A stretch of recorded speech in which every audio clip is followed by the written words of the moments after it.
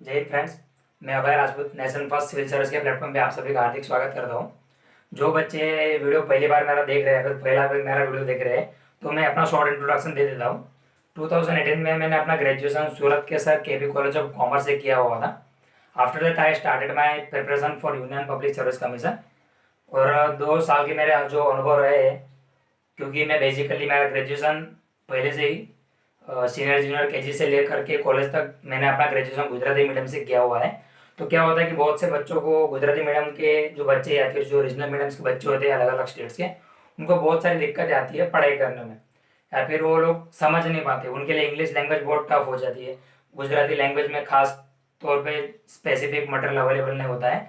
तो उनकी ये सारी समस्या, ये जो प्रॉब्लम्स है जो मैंने पिछले 2 साल में फेस की हुई है, तो सारी प्रॉब्लम्स उसको ना आए, तो इसलिए मैंने प्लेटफॉर्म चालू किया है लॉकडाउन के समय में। ओके, तकरीबन 1 महीना होने में है, मेरे इस चैनल को कंप्लीट होने में हो चुका है लगभग। और अच्छा खासा रिस्पॉन्स, और बहुत से लोगों ने मेरे चैनल को सब्सक्राइब किया हुआ है, तो उसके लिए मैं आपका बहुत आभारी हूँ। और ऐसे ही आप अपना शेयरिंग का एक बेस्ट काम करते करते रहिए, ठीक है। जैसे कि मैंने आपको बताया कि 2018 में मैंने अपना ग्रेजुएशन कंप्लीट किया था। तो कंप्लीट होने के बाद मुझे मालूम नहीं था कि यूपीएससी की प्रिपरेशन किस तरह की जाती है, या फिर उसमें कितने तरह के सब्जेक्ट्स होते पढ़ने पड़ते हैं, या फिर क्या तरह का मटेरियल हमें पढ़ना पड़ता है, कौन सी लैंग्वेज में आंसर लिखे जाते हैं, कुछ मालूम नहीं था। लेकिन मेरी ख्वाहिश है, इसलिए मैंने यूपीएससी के फील्ड में अपने प्रिपरेशन जारी रखी है, और ये मेरा पहला अटेम्प्ट होने जा रहा है, ठीक है। तो मैंने ऑलरेडी बहुत सारे टैक्सेशन पे या फिर इकोनॉमिक्स पे सीरीज मैंने अपनी प्लेलिस्ट के फॉर्म में अपने चैनल पे अपलोड करके रखी हुई है। आप उसको अप्रोच कर सकते हो, ठीक है। तो अभी जो यूपीएससी का प्रीलिम्स 2020 नज़दीक आ रही है, तो मैं भी अपनी प्रिपरेशन के साथ साथ, जैसे कि आप सभी को मालूम है कि लॉकडाउन में हम घर के बाहर निकल नहीं पाए थे। अभी पिछले 1 महीने में थोड़ा बाहर जाने का थोड़ा बहुत अवसर मिल पाया हम लोगों को। तो हमारी मेंटल सिचुएशन कैसे हम सब लोग जानते हैं।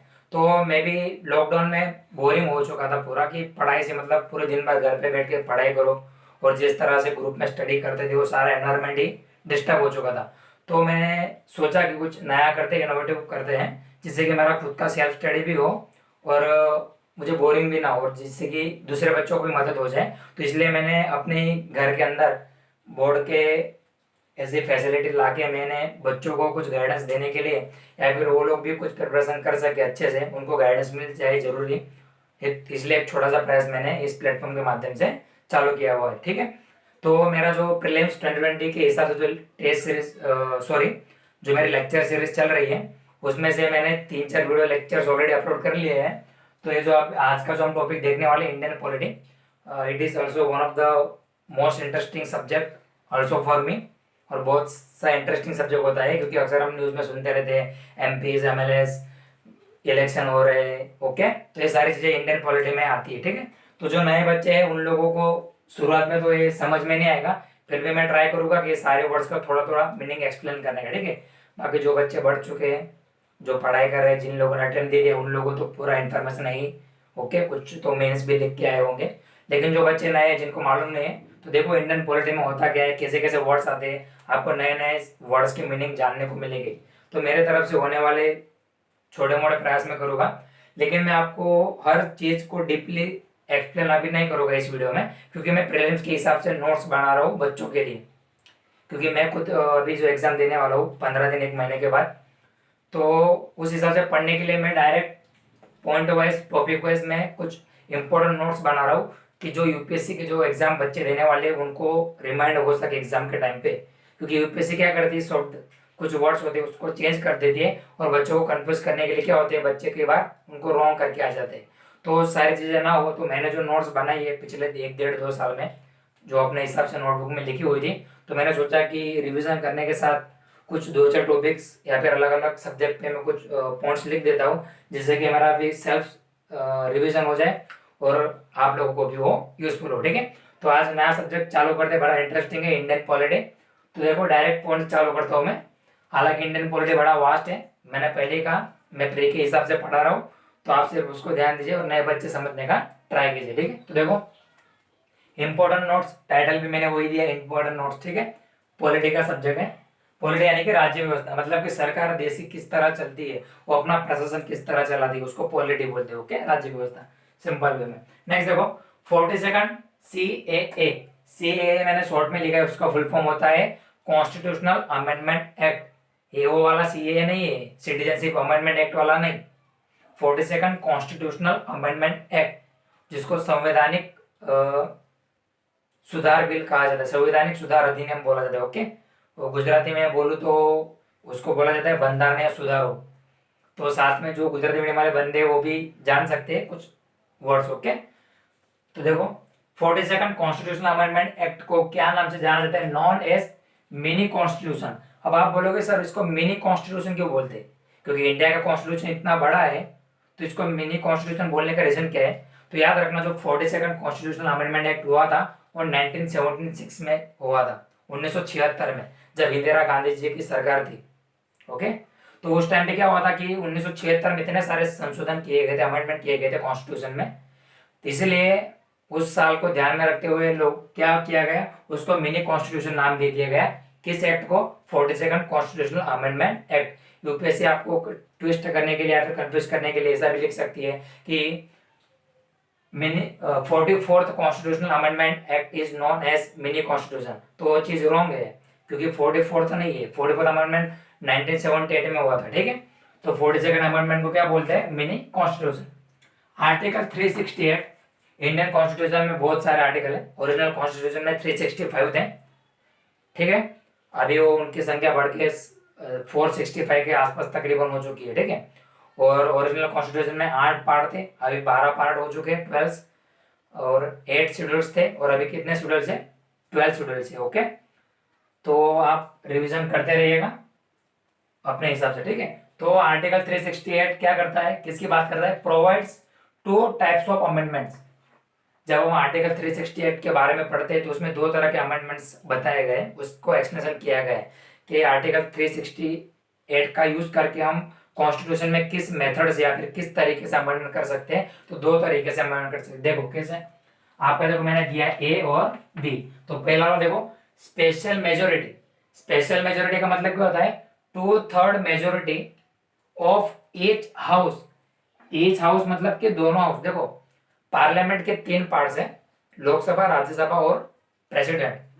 प्रेसिडेंट एक इंडिविजुअल इंसान के तौर पे नहीं, उसको एक पर्टिकुलर एक ऑफिस के तौर पे देखा जाता है। याद रखना, प्रेसिडेंट एक इंसान ही होता है, लेकिन इंडियन पॉलिटी जब हम सब्जेक्ट पढ़ते हैं तो उसको प्रॉपरली एक अलग पार्ट की तरह देखा जाता है। पार्लियामेंट का एक इंटीग्रल पार्ट है। ठीक है, तो याद रखना कि जो ईच हाउस है, तो जो 2 हाउस है, लोकसभा राज्यसभा, वो दोनों हाउस के जो मेंबर्स है उनकी कौन सी मेजोरिटी चाहिए, 2/3 मेजोरिटी प्रेजेंट एंड वोटिंग। अब हाल में मान लो कि अभी फिलहाल 545 विधायक है, या सॉरी मेंबर ऑफ पार्लियामेंट से, ठीक है, जिनको संसद सभ्य बोला जाता है। ओके, तो ये जो मेंबर ऑफ पार्लियामेंट है 545, उनमें से जितने लोग हाउस में प्रेजेंट है या फिर वोटिंग प्रोसेस करते हैं, तो प्रेजेंट और वोटिंग करने वाले जितने भी लोग हैं, मान लो कि 545 में से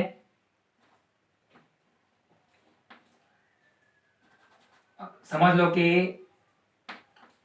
530 मेंबर ऑफ पार्लियामेंट प्रेजेंट है और वोटिंग कर रहे हैं, तो उनका यदि आप 2/3 करोगे, तो 2/3 करने से जो आंसर आएगा वो आपको क्या होगा, स्पेशल मेजोरिटी। ओके, ये पहला हो गया। प्लस उसी के साथ और क्या होना चाहिए condition, majority of total membership. Total membership of each house, दोनों हाउस की, मतलब कि ग्रेटर देन 50%। मतलब कि जो दोनों हाउस है, लोकसभा और राज्यसभा, उनकी जो टोटल मेंबरशिप है, लोकसभा की कितनी मैंने बोला 545, 545, और राज्यसभा की कितनी है 245। ओके, तो उनके जो टोटल मेंबरशिप है का 50% से ज्यादा, तो आप इसका 545 का 50% करोगे तो कितना आएगा, 272.5 आएगा। मतलब कि 273 या फिर उससे ज्यादा मेंबर्स हो गए तो, और ये जो स्पेशल मेजोरिटी है, ये दोनों को साथ में मिला के पहली कंडीशन यदि जो फुलफिल होती हो, तो आर्टिकल 368 के अंतर्गत हम क्या कर सकते हैं, कॉन्स्टिट्यूशन में अमेंडमेंट कर सकते हैं, मतलब कि कोई भी कानून में संशोधन कर सकते हैं। ओके, दूसरा देखो, दूसरी मेथड कौन सी है, स्पेशल मेजोरिटी। स्पेशल मेजोरिटी मतलब वही 2/3 majority of each house present and voting, वो वाला special majority, plus ratification, ratification का मतलब क्या होता है, मंजूरी देना, अप्रूव करना। Okay, ratification by half of the total states, जितने भी टोटल स्टेट्स है भारत में, टोटल कितने राज्य है, पहले 29 थे, अभी जम्मू कश्मीर राज्य नहीं रहा है, यूनियन टेरिटरी उसके दो डिवाइड कर दिए, ठीक है, जम्मू कश्मीर और लद्दाख। तो जो 28 स्टेट्स है, तो 28 स्टेट्स का हाफ से ज्यादा, मतलब कि उसके 50% करोगे तो कितना आएगा, 14। तो 14 में एक ऐड कर दो, मतलब जो 15 स्टेट्स यदि अप्रूव कर दे किसी भी लॉ में या फिर किसी भी एक्ट में या फिर किसी भी कानून में संशोधन करने की अपनी अप्रूवल दे दे, तो उस मेथड से भी आर्टिकल 368 के तहत हम क्या कर सकते हैं, कॉन्स्टिट्यूशन में अमेंडमेंट कर सकते हैं, या फिर किसी भी नया तरह का आर्टिकल ऐड कर सकते हैं, या फिर किसी भी आर्टिकल में संशोधन करके उसको जरूर पड़े तो डिलीट भी कर सकते हैं पार्लियामेंट्री प्रोसीजर के द्वारा। समझ में आए? तो आर्टिकल 368 में दो तरह के अमेंडमेंट है, याद रखना। इसमें सिंपल मेजोरिटी कहीं पे भी मेंशन नहीं है, याद रखना। जब भी आर्टिकल 368 आए मतलब समझ लेना, पहला आएगा स्पेशल मेजोरिटी, यानी कि 2/3 of majority of each member, each house present and voting. Okay, confuse करने के लिए आपको एग्जाम में यहाँ पे क्या दे देंगे, टोटल मेंबरशिप, टोटल नहीं, 2/3 किसके होने चाहिए, जो प्रेजेंट और वोटिंग कर रहे हैं, हाउस में आए हुए हैं और वोटिंग की प्रोसेस में शामिल है वो लोग, टोटल नहीं। टोटल तो नीचे आएंगे, देखो मेजोरिटी ऑफ टोटल मेंबरशिप, मतलब कि 50% से ज्यादा। और दूसरी कंडीशन क्या है, स्पेशल मेजोरिटी, मतलब वही 2/3 majority of each house present and voting, plus ratification by half of the total states. Okay, मतलब कि 15 राज्य या फिर उससे ज्यादा राज्य जो अपनी सहमति देते हो, तो किसी भी एक्ट में या फिर कॉन्स्टिट्यूशन के किसी भी आर्टिकल में हम अमेंडमेंट कर सकते हैं। तो एक चीज याद रखना। ओके, नोट, ये बड़ा इंपॉर्टेंट चीज याद रखना, अमेंडमेंट्स बाय सिंपल मेजोरिटी, जो सिंपल मेजोरिटी मतलब वही टोटल मेंबरशिप के 50% से ज्यादा यदि किसी भी हाउस के मेंबर्स उस बिल को पास कर देते हो उसको क्या बोलते हैं, सिंपल मेजोरिटी। अलग अलग तरह की मेजोरिटी होती है। ओके, तो जो सिंपल मेजोरिटी है डज नॉट फॉल, देखो यहाँ पे लिखा है does not fall under article 368। मैंने आपको पहले कहा आर्टिकल 368 में सिर्फ और सिर्फ स्पेशल मेजोरिटी होता है, और दूसरी कंडीशन में special majority plus ratification of by the half of the states. Simple majority का कहीं भी मेंशन आर्टिकल 368 के अंतर्गत फॉल करता नहीं। ओके, नेक्स्ट देखो, अब ये वाला टॉपिक बड़ा इंटरेस्टिंग है और कंफ्यूजिंग भी है। यूपीएससी हमेशा इस तरह के टॉपिक्स में ना कंफ्यूजन करती है, आपको पूरा माइंड में क्लियर होना चाहिए कि किस तरह का सिस्टम होता है और किस तरह हमें उसको याद रखना है। क्योंकि देखो सारे वर्ड्स है, इतनी सारी इंफॉर्मेशन, जब आप पेपर लिखने बैठोगे ना, अटेम्प्ट करोगे, तो आपको इतना सारा कंफ्यूजन होगा, क्योंकि बहुत सारे सब्जेक्ट पढ़ने होते हैं। ठीक है, तो आपको ध्यान में रखना है, आपको क्लियर कट स्पेसिफिक पता होना चाहिए कि किस तरह के फॉर्म का या फिर किस तरह की गवर्नमेंट के कौन से फीचर्स है, कैरेक्टरिस्टिक्स है, वो आपके माइंड में क्लियर होना चाहिए। देखो यहाँ पे लिखा है फीचर्स ऑफ फेडरल गवर्नमेंट और फीचर्स ऑफ यूनिटरी। यूनिटरी यानी कि सेंट्रलाइज्ड, ओके, सिर्फ एक ही सरकार होती है, जिसको क्या बोल सकते हैं नॉन फेडरल, मतलब कि जो गवर्नमेंट फेडरल नहीं है। अब आप बोलोगे सर फेडरल का मतलब क्या है, तो जो बच्चे नए उनको मैं बता देता हूँ। फेडरेशन में क्या होता है, एक या एक से ज्यादा जो स्टेट्स होते हैं वो क्या करते हैं, एक दूसरे के साथ जुड़ जाते हैं। हालांकि इंडिया क्या है, एक फेडरेशन, इंडियन कॉन्स्टिट्यूशन है, देखो यहाँ पे मैं नोट के फॉर्मेट में लिखा हुआ है, federation term not mention in the constitution. Bharat के संविधान में कहीं पे भी जो फेडरेशन नाम का जो शब्द है उसका कहीं पे भी मेंशन नहीं किया गया है। लेकिन देखो नीचे दूसरा पॉइंट क्या है, constitution of India contains, contain यानी कि उसमें शामिल है ऑल फीचर्स किसके, of federal system. Federal system of government होती है या फिर फेडरल जो गवर्नमेंट होती है उसके जितने भी कैरेक्टरिस्टिक होती है, लाक्षणिकताएं होती है, ओके, वो सारे फीचर्स इंडियन कॉन्स्टिट्यूशन ने अडॉप्ट किए हुए, मतलब भारतीय संविधान में दिखते हैं। तो फेडरल का मतलब क्या होता है कि मतलब राज्य क्या करते हैं, आपसे सहमति से क्या करते हैं, एक दूसरे के साथ मिलके या फिर जुड़ के रहते हैं। ओके, हालांकि फेडरेशन भारत में पार्लियामेंट्री फॉर्म ऑफ गवर्नमेंट है। इंडियन स्टेट्स इज, हम आर्टिकल, जब आप आर्टिकल पढ़ोगे तो पहले आर्टिकल में लिखा है कि India is a union rather than the federation. Okay, Bharat एक यूनियन है ना कि फेडरेशन। हालांकि कॉन्स्टिट्यूशन ने फेडरल कैरेक्टरिस्टिक्स को एडॉप्ट तो किया है, लेकिन इंडिया कैसा है, एक यूनियन है। यूनियन मतलब कि कोई भी स्टेट भारत से अलग नहीं हो सकता। ठीक है, हालांकि उसके ऊपर डिटेल इंफॉर्मेशन मैं फिर कभी आपको समझा दूंगा नेक्स्ट, जब मैं आप जब इंडियन पॉलिटिक्स सब्जेक्ट पढ़ा होगा या फिर नेक्स्ट लेक्चर में फिर कभी ये टॉपिक का जिक्र होगा, क्योंकि ये सारे टॉपिक्स मैंने आपको पहले ही बोला कि इनको समझने के लिए आधे आधे एक एक घंटे का लेक्चर्स लेना पड़ता है, लेकिन मैं प्रे के हिसाब से बना रहा हूँ, इसलिए मैं आपको बता दे रहा हूँ कि फेडरेशन का मतलब क्या होता है कि दो या फिर दो से ज्यादा स्टेट्स क्या करते हैं, आपस में मिलजुल के रहते हैं या फिर एक यूनिट के फॉर्म में काम करते हैं। तो देखो फीचर्स ऑफ फेडरल गवर्नमेंट, तो देखो क्या है, टू गवर्नमेंट। तो देखो भारत में दो गवर्नमेंट है, एक सेंट्रल गवर्नमेंट और दूसरा क्या है, स्टेट गवर्नमेंट्स। दो गवर्नमेंट हो गई, तो ये फेडरल का एक फीचर होगा। जैसे देखो डिवीजन ऑफ पावर। अब डिवीजन ऑफ पावर मतलब मैंने आपको बताया कि 12 शेड्यूल से इंडियन कॉन्स्टिट्यूशन में, उसमें से सातवीं जो शेड्यूल है, 7th शेड्यूल, उसमें 3 लिस्ट दी गई है, यूनियन लिस्ट, स्टेट लिस्ट और कॉन्करेंट लिस्ट। ओके, तो इन 3 लिस्ट में से क्या है, डिवीजन ऑफ पावर किया गया है। अब सिंपल है, दो गवर्नमेंट है, सेंट्रल और स्टेट, तो स्वाभाविक है, तो सेंट्रल आपकी की अपनी खुद की पावर होगी और स्टेट के पास आपकी खुद की पावर है, तो डिवीजन ऑफ पावर। तो इस तरह याद रखो, यदि दो गवर्नमेंट है तो पावर का भी क्या होगा, डिवीजन होगा। ओके, थर्ड देखो return government, sorry it's my mistake, मैंने गलती से लिख दिया है, रिटर्न गवर्नमेंट नहीं है, यहाँ पे आपको याद रखना है रिटर्न कॉन्स्टिट्यूशन है, सॉरी फॉर दैट। क्या है, रिटर्न कॉन्स्टिट्यूशन। इंडियन कॉन्स्टिट्यूशन कैसा है, रिटर्न है, लिखा हुआ है, मतलब कि सब लिख के ऑलरेडी तैयार है हमारा कॉन्स्टिट्यूशन, ऐसा नहीं कि अनरिटन। देखो कॉन्स्टिट्यूशन दो तरह के होते हैं, रिटर्न, नॉन रिटर्न। अब रिटर्न और अनरिटर्न के बारे में हम फिर कभी डिस्कशन करेंगे, लेंदी हो जाएगा वीडियो के, तो ध्यान में रखो कैसा है इंडियन कॉन्स्टिट्यूशन, रिटर्न कॉन्स्टिट्यूशन, ये फेडरल फीचर का एक। Okay, next supremacy of constitution. Bharat में बोला जाता है कि सुप्रीम कोर्ट जो है वो सर्वोच्च है, कॉन्स्टिट्यूशन कौन सा है, सुप्रीम है। ओके, कॉन्स्टिट्यूशन के ऊपर कोई भी नहीं है, एक चीज याद रखना, मतलब कि आप कॉन्स्टिट्यूशन के दायरे के बाहर जाके अपने मन माने के हिसाब, अपनी मर्जी के हिसाब कोई भी तरह की एक्टिविटी नहीं कर सकती कि जो नेशनल इंटीग्रिटी को, सॉवरेनिटी को थ्रेटन करता हो। अब इंटीग्रिटी क्या है, सॉवरेनिटी क्या है, वो सब बाद में डिस्कशन करेंगे।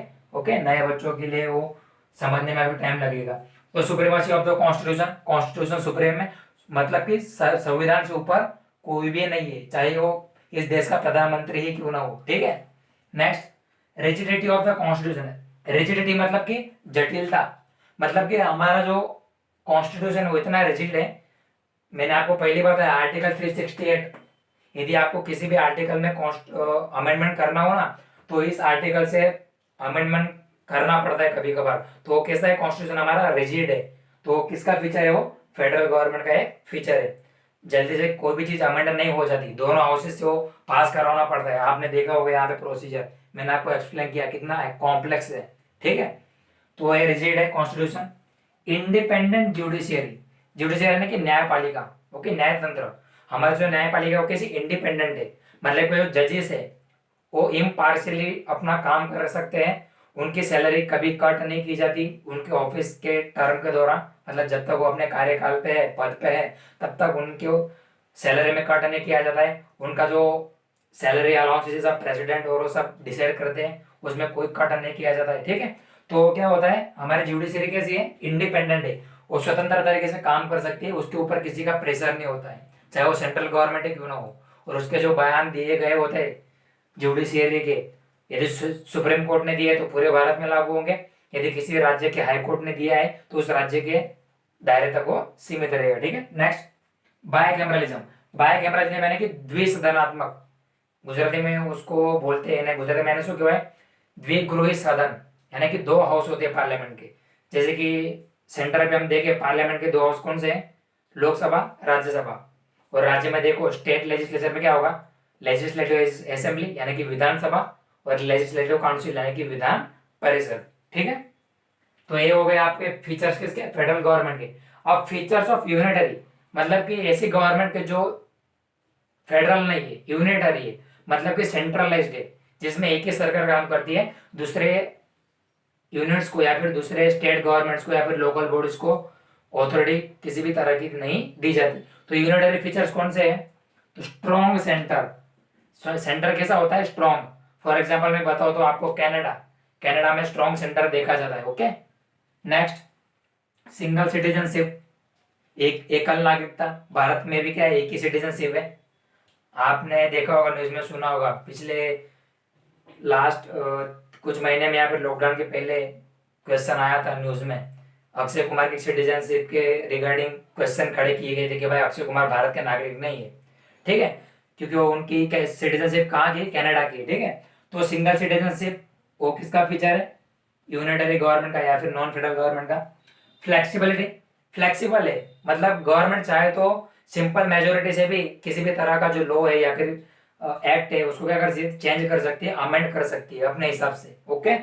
अपोजिशन चाहे कितना ही अपोज कर ले, विरोध कर ले, उतनी फ्लेक्सिबिलिटी सेंट्रल गवर्नमेंट के पास यूनिटरी फीचर्स में उनको इतनी अथॉरिटी होती है कि वो अपने हिसाब से क्या करती है, अपना जो कानून होता है, जो बिल होता है, वो हाउसेज में पास करवा लेती है। इंटीग्रेटेड जुडिशियरी, अब आप बोलोगे सर इंडिपेंडेंट जुडिशियरी तो समझ में आ गया कि जो जुडिशियरी है वो स्वतंत्र तरीके से काम करती है, उसके उनके ऊपर किसी का प्रेशर नहीं होता। लेकिन इंटीग्रेटेड जुडिशियरी का मतलब क्या होता है, इंटीग्रेटेड यानी कि जुड़ा हुआ, उसको सुग्रथित बोलते हैं, शुद्ध गुजराती में बोले तो सुसंगठित। जैसे कि हमारे सबऑर्डिनेट कोर्ट्स हो गए, ओके, जो डिस्ट्रिक्ट्स में होती है, फिर मतलब उसी को हम बोल सकते हैं डिस्ट्रिक्ट कोर्ट्स। फिर आप जाओगे डिस्ट्रिक्ट कोर्ट्स में, मान लो कि यदि आपका केस सोल्व नहीं होता तो आप कहाँ पे जाओगे, हाई कोर्ट में। हाई कोर्ट में यदि आपकी प्रॉब्लम सोल्व नहीं होती तो आप कहाँ पे जाओगे, सुप्रीम कोर्ट में। तो क्या होता है, subordinate courts, district courts, high courts, supreme court, ये तो ये जो ऐसा जो पूरा चेन बनता है, ये जो पूरी लिंक बनती है, उसी को क्या बोलते हैं, इंटीग्रेटेड, मतलब कि एक साथ जुड़ा हुआ, ये तो ऐसा इंटीग्रेटेड जुडिशियरी सिस्टम है, ओके। इमरजेंसी प्रोविजंस, हमारे यहाँ 3 तरह की इमरजेंसी इंडियन कॉन्स्टिट्यूशन में, आर्टिकल 352, 352 नेशनल इमरजेंसी। फिर नेक्स्ट आएगा आपका 360, 356 स्टेट इमरजेंसी, जिसको प्रेसिडेंट रूल भी बोला जाता है। और आर्टिकल 360 है तुम्हारा फाइनेंशियल इमरजेंसी, ओके। नेक्स्ट देखो, appointment of governor bye centre. Centre के द्वारा क्या किया जाता है, अलग अलग राज्यों में अपने एजेंट्स, हालांकि ये जो गवर्न बोला भी जाता है, ममता बनर्जी के केस में खास तौर पे देखा जाता है, क्योंकि वहाँ की जो ममता बनर्जी पश्चिम बंगाल की जो चीफ मिनिस्टर है, वो अक्सर क्वेश्चन खड़ी करती है सेंट्रल गवर्नमेंट पे कि ये जो सेंटर का जो बंदा है, मतलब कि बंदा मतलब गवर्नर जिसको अपॉइंटमेंट किया गया है, वो सेंटर का एजेंट होता है, ओके। और वो कॉन्स्टिट्यूशनल ही है, ऐसे नहीं कि मनमाने तरीके से सेंटर ने अपॉइंट करते हैं, नहीं। सेंट्रल गवर्नमेंट क्या करती है, अपने पार्टी के किसी भी मेंबर को क्या करती है, किसी राज्य के जो स्टेट होता है वहां पे क्या करता है, अपना एक इंसान को अपॉइंटमेंट करता है, तो इसे लिखा है appointment of governor by the centre, okay. इसको एजेंट भी बोला जाता है गवर्नर को। All India services, all India service जैसे कि देखो मैं हम जिस एग्जाम की प्रिपरेशन कर रहे हैं, ऑल इंडिया सर्विसेज में क्या आता है, IAS, IPS, IFS यानी कि Indian forest service. Indian foreign service मत समझना, इंडियन फॉरेन सर्विस आपकी सेंट्रल सर्विसेज में आती है, ठीक है। तो ऑल इंडिया सर्विसेज का काम कौन देखता है, सेंट्रल गवर्नमेंट, ओके। लेकिन याद रखना, ये सारे फीचर्स आपने समझ तो लिए, भारत में ये दोनों तरह के गवर्नमेंट के फीचर्स देखने को मिलते हैं। सरकार को हमारे यहाँ ये सारे फीचर्स नहीं, जरूर पड़े तो सरकार क्या करती है, सेंट्रलाइज टेंडेंसी अपनाती है, मतलब स्ट्रॉन्ग सेंटर। किस माध्यम से, देखो इमरजेंसी के माध्यम से नेशनल इमरजेंसी लगा दी जाती है। पता है ना 1975 में इंदिरा गांधी जी ने क्या किया था, उनकी सरकार ने नेशनल इमरजेंसी डिक्लेयर कर दी थी, मतलब कि सारी पावर स्टेट्स की, पूरे भारत की पावर किसके हाथ में आ गई थी, सेंटर के हाथ में।